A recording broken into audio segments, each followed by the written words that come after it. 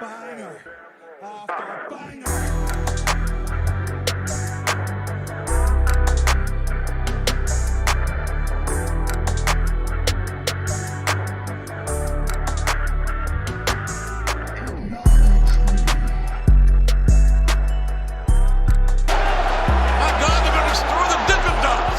What's going on, guys? It's your boy Big Hero Chris back at you with another one. If you're new to the channel, go ahead and subscribe, leave me a thumbs up, ring the notification bell, hit me up on Twitter, TikTok, the community post, man, you already know the vibes. And I'm back at you with your NXT review. And this was an overall good episode of NXT. A lot going on with the Dusty Cup tournament. A lot building up to Vengence Day. The women got a whole bunch of shine on this week's episode of NXT. I'm not even going to waste any more of your time. Let's just get into this review. And it kicked off this week with a tag team match between Carmelo Hayes and Trick Williams taking on the team of Malik Blade and Idris Enofe. And the way this match started off was, it started off with Trick Williams music playing, and Booker T was getting all hyped and he was doing his ad and he was just saying, yeah. Oh yeah, but it was interrupted by Carmelo Hayes' music. And Booker T didn't like that. And I felt the same way because I'm like, I'm ready to turn up, man. I'm ready to hit the Booker T ad-libs. And Carmelo Hayes, man, he kind of took the shine off Trick Williams a little bit. And ultimately, Carmelo Hayes and Trick Williams actually really worked well together as a team. There wasn't any shenanigans going on. This was a pretty good match. Pretty solid match, man. Trick Mello gang ended up getting the win. And you know, throughout the show, you had Carmelo Hayes and Trick Williams talking to each other. They're like getting hyped for, you know, winning the tournament and becoming #1 contenders. But we had the return of Ilja Dragunov, who's back from injury. He's back from whatever it is he was doing. And he said that he ultimately felt like he let Trick Williams down. So he said that he deserves his shot at the NXT Championship. And it's going to be on the big stage, and that being NXT Vengence Day. And Trick Williams is hyped about it. He's turned up, he's lit. But Carmelo Hayes is like, listen, man, what about us? What about the Dusty Cup tournament? And Trick Williams' ultimate solution was he's going to pull a double. He's going to do double duty.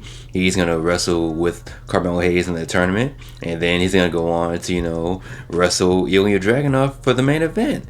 And Carmelo Hayes, he wasn't really feeling this. He was being a hater. You know, the big turn is coming. Carmelo Hayes, the heel turn is coming. You can feel it bubbling. You can feel it simmering and stirring in Carmelo Hayes' spirit. That heel turn is coming. So next up, we have an in-ring promo from our new NXT North American champion, Oba Femi. And he's talking about his accolades and how he got to NXT, and you know how he dominated in the breakout tournament, and he took his shot and he became the new North American champion, and the crowd's really digging him. Oba Femi, he's got this aura to him, man. He's saucy. He's got his Batista white sweater on with the gold chain and everything. So, you know, it's a real good look for Oba Femi. But out comes Dragon Lee. And Dragon Lee said, look, man, you did what you did. I'm not even mad at you. I just want my rematch, you know. I just want you to keep the fighting spirit of the North American Championship, you know, that open challenge. And Oba Femi's like, nah, I ain't doing none of that. That was all you. But we're in the era of Oba Femi now. And you're not getting no rematch. We're not doing this open challenge bullshit. You can just cancel Christmas on all that. And then he dips out. And the Dragon Lee's like, yo, what the fuck? I put you over, man. What are you doing? So I'm assuming at Vengence Day, this match is going to happen between Oba Femi and Dragon Lee. But as of right now, man, Oba Femi is here to dominate. He's using that brute force, man. The sky's the limit for this dude. He's young, he's talented. Really digging Oba Femi, so it's a good look for him. So after this, we had a backstage segment between Eddie Thorpe and Trey Bearhill. And, you know, they're both Native Americans. You know, they're talking about that. They're bonding over that. But Dijak, he ain't feeling none of that. He's like, look, man, you both suck. And Trey Bearhill, he's like, look, I challenge you to a match. And they had a match. And I'm going to be 1,000% honest with you. I was not paying attention to this match at all. The only thing I was paying attention to was the fact that you had Joe Gacy on commentary for some reason. And Booker T, he was not feeling this one bit. Like, he kept side-eyeing him. Vic Joseph said he smelled like hot dogs and mothballs. And Joe Gacy actually said he had a hot dog in his pocket. I'm like, yo, that's wild that you have a glizzy in your suit pocket. That's a wild place to keep a click. But it is what it is. But the main takeaway from this match was you had Joe Gacy headbutt Dijak. And after the match, Dijak and Joe Gacy fought. So I guess that's going to be a feud going forward. Why? I don't know. And honestly, I don't care. And since we were talking about matches I didn't care about, I'm going to go ahead and fast forward to Ridge Holland versus Joe Coffey. Again, this was a match I didn't really care about, man. I kind of tuned out. I was messing on my phone. I was scrolling Twitter. I was texting. I wasn't really paying attention. I thought Ridge Holland won. He came out with a new theme, though, so that was pretty cool. But other than that, man, I don't care. But the main thing about this was, after the match, Joe Coffey and Gallus jumped Ridge Holland after the match. And nobody came out to help. Like, they kept the camera kept cutting to the stage because you're expecting somebody to come out. And nobody did, so there's that. But one thing I did care about was anything involving Elektra Lopez and Lola Vice. They're walking backstage and Tatum Paxton pops up out of nowhere and she's like being weird or whatever. And then this cuts to the tag team match between Elektra Lopez and Lola Vice taking on Lyra Valkyria and Tatum Paxton. And I gotta say, man, this match was actually pretty fun. Lola Vice and Elektra Lopez actually look good as a team. They don't really work together because they low-key don't like each other. So there's that. So you got two people that don't like each other in real life taking on a stalker and someone who doesn't want to be stalked. So dynamics, you know, it is what it is. But the way this match ended was Lola Vice kicked Tatum Paxton in the face and she low-key fell on Elektra Lopez, and that's how her and Lyra Valkyria won the match. Also, they were dressed alike. Like you had Lyra Valkyria saying that someone stole some of her stuff, and we figured out who it was. It was Tatum Paxton. She came out dressed exactly like Lyra Valkyria. Looked like twins. You couldn't tell who was who. You couldn't tell which was which.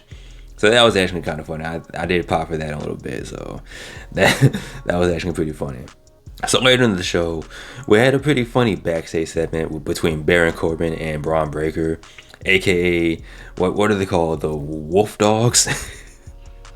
The Wolf Dogs. Baron Corbin hates his name. I personally love it. And I actually really enjoy the chemistry between Baron Corbin and Braun Breaker. Like, they're actually pretty funny. Baron Corbin is actually pretty funny. Like, I remember him being funny with the whole bum-ass Corbin gimmick. But he's actually really funny in real life. And the chemistry that him and Braun Breaker have, it actually works. I dig it. I actually wouldn't mind seeing these two win the whole tournament. Hell, let's just go crazy. Let's just put the tag team titles on them just cause. Why?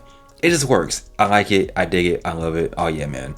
Something else I love was the fact that the LWO came out with Selena Vega and they took on Chase U, and this is for the final spot in the Dusty Cup tournament, and the winner of this match will go on to face Carmelo Hayes and Trick Williams. And this was actually a good match, man. The LWO and NXT, it works. Like, they cook.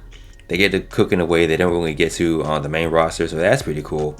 So it's going to come down to the LWO taking on Trick Miller Gang, and the winner of that match will take on the winner of Baron Corbin, or the Wolf Dogs taking on Axiom and what's his name, Nathan Frazier. So I'm predicting it's going to come down to the Wolf Dogs and Trick Miller Gang. And something that was like really random out of nowhere, you had the return of Von Wagner and Mr. Stone. Like, we haven't seen them since I think Thanksgiving or Christmas or whatever, so it's good to see them back on television. And it's looking like you're gonna see Von Wagner taking on Noam Dar for the Heritage Cup Championship. And it was kind of funny because you had Noam Dar trying to break down and explain how the Heritage Cup match actually works to Von Wagner, and he's acting like the elevator doesn't go to the top floor. So Noam Dar's like, listen, it's 3 rounds, like the winner of submission and pinfalls, and Von Wagner's like, so if I beat you and for a count of 6, does that mean I win? He's like, no, you fucking dummy. So it's looking like that's gonna be the wave going forward. So, and Von Wagner wants some gold in 2024, and you know, hey, we'll see. So we have John Bradshaw Layfield coming back.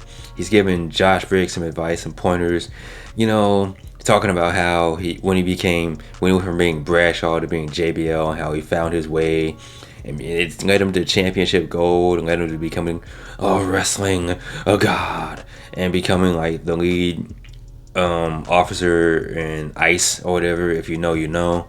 So he's giving him some pointers. He's giving him Josh Briggs some tips of the trade. So advancing the whole singles run for Josh Briggs. So now this leads us to our main event.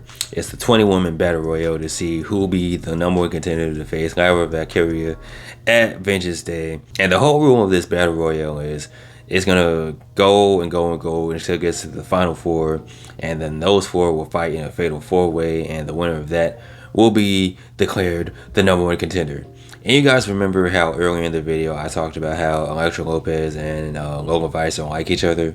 It really escalated really quick because they both got eliminated and they ended up fighting each other because Logan Vice eliminated Elektra Lopez. Logan Vice ended up getting eliminated and they just started fighting. So it's looking like their tag team run is over. You hate to see it, but I love to see Logan Vice. So it is what it is. But the final four came down to Roxanne Perez, Fallon Henley, Kiana James, and Kelani Jordan. And Roxanne Perez ended up getting the win. And the cool thing about this fatal four-way was I would have been cool with either woman winning, like either one of the four winning. I would have been cool with, but you are getting Roxanne Perez. And one thing that was mentioned on commentary was Roxanne never really lost her championship. She had to give up her championship, but she never got pinned or submitted or overall beat for it.